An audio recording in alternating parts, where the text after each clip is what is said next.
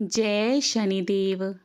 आज की शनिवार की व्रत कथा में हम यह जानेंगे कि शनिवार के दिन पीपल के वृक्ष की जल चढ़ाकर और दिया जलाकर पूजा क्यों की जाती है एवं हम भगवान शनिदेव की काली प्रतिमा की पूजा क्यों करते हैं।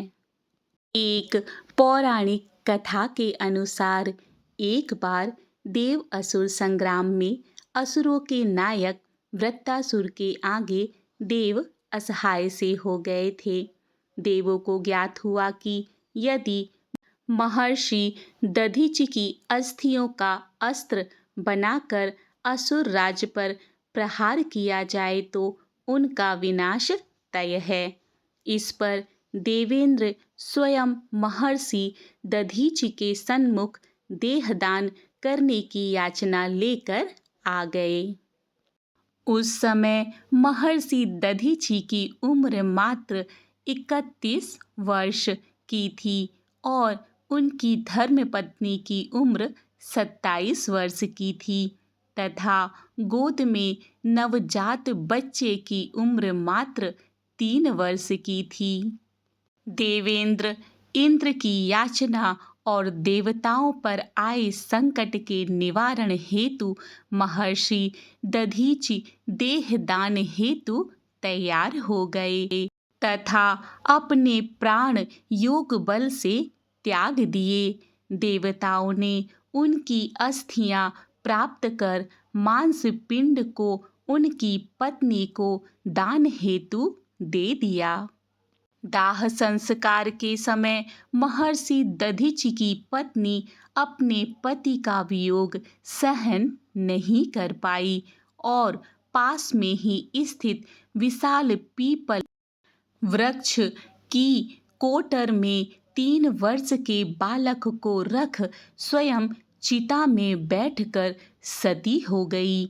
इस प्रकार महर्षि दधीचि और उनकी पत्नी का बलिदान हो गया, किंतु पीपल के कोटर में रखा बालक भूख प्यास से तड़प तड़प कर चिल्लाने लगा।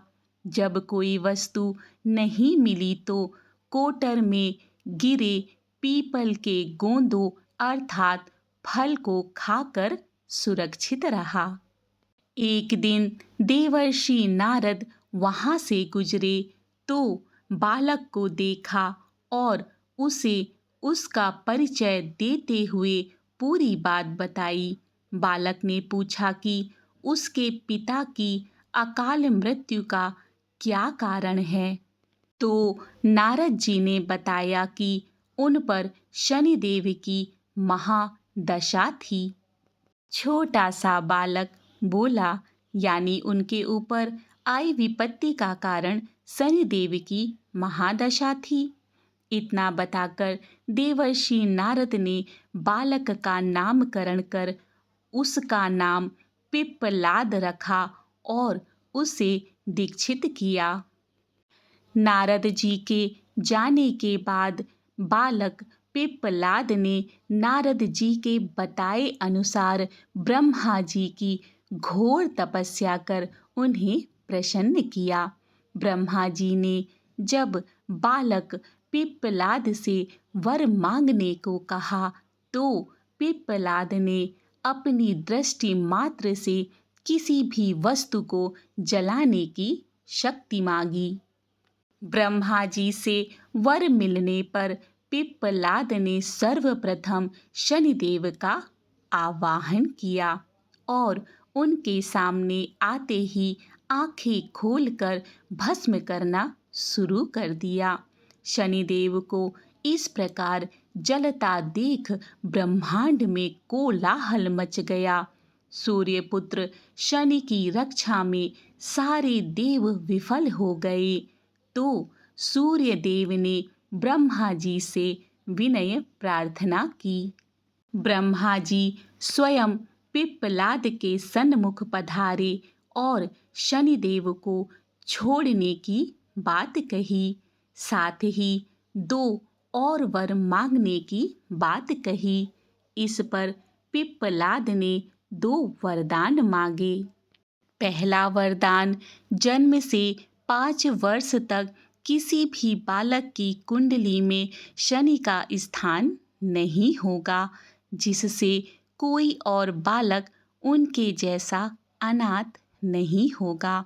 दूसरा वरदान, मुझ अनाथ को शरण पीपल वृक्ष ने दी है, अतः जो व्यक्ति सूर्योदय से पूर्व पीपल के वृक्ष पर जल चढ़ाएगा एवं दिया जलाएगा, उस पर शनि की महादशा का असर नहीं होगा।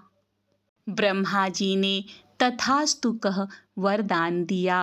तब पिप्पलाद ने जलते हुए शनि को अपने ब्रह्मदंड से उनके पैरों पर आघात करके मुक्त कर दिया।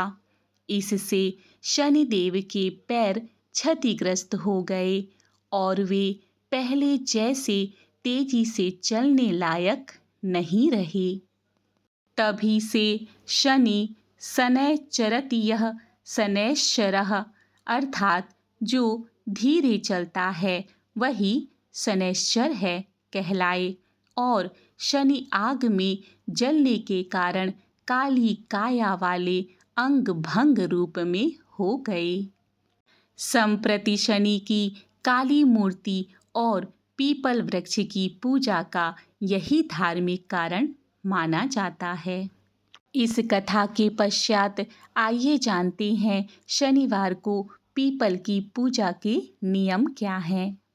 शनिवार के दिन सूर्योदय से पहले या फिर शाम के समय सूर्यास्त के आसपास पूजा का सबसे अच्छा समय माना गया है। सर्वप्रथम स्नान के पश्चात स्वच्छ कपड़े पहनकर पीपल के पेड़ के पास जाएं। तांबे के लोटे में जल, थोड़ा दूध, काले तिल और चीनी या फिर गुड़ मिलाकर अर्पित करें। सरसों के तेल का चौमुखी दीपक जलाएं। दीपक में काले तिल डालना विशेष फलदायी होता है। जल और दीप अर्पण के बाद पीपल के पेड़ की 7 या 108 बार परिक्रमा करें। परिक्रमा करते समय ओम सम शनैश्चराय नमः या ओम नमो भगवते वासुदेवाय मंत्र का जाप करें। कभी भी पीपल के नीचे रात 9 बजे के बाद दीपक ना जलाएं। साथ ही पूजा के बाद तुरंत घर लौट आएं और पीछे मुड़कर ना देखें। शनिवार को पीपल के नीचे सरसों के तेल का दीपक जलाने से शनिदेव प्रसन्न होते हैं और शनि संबंधी दोषों से मुक्ति मिलती है, जैसे साढ़े साती और ढैया से राहत मिलती है। यह उपाय कुंडली में ग्रहों को संतुलित करता है, नकारात्मक ऊर्जा को दूर करता है और आर्थिक समृद्धि व मानसिक शांति प्रदान करता है। इस तरह से आज की जानकारी पूर्ण होती है। आप सभी का दिन मंगलमय हो। जय श्री कृष्ण। राधे राधे।